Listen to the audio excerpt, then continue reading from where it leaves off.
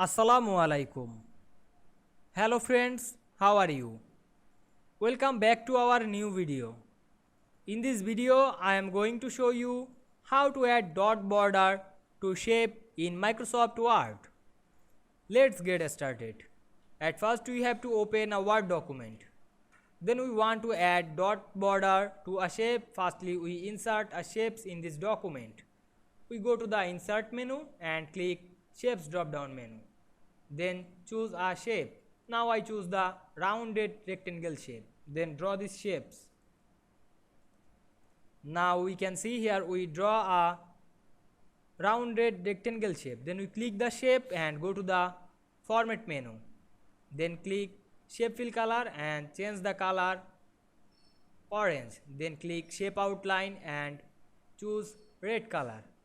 Then again click the shape outline and choose dashes. Then select the dotted border.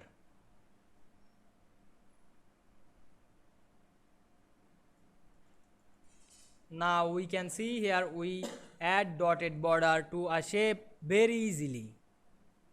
I hope you enjoyed the video. Please like, comment, share and subscribe my YouTube channel. Thanks for watching.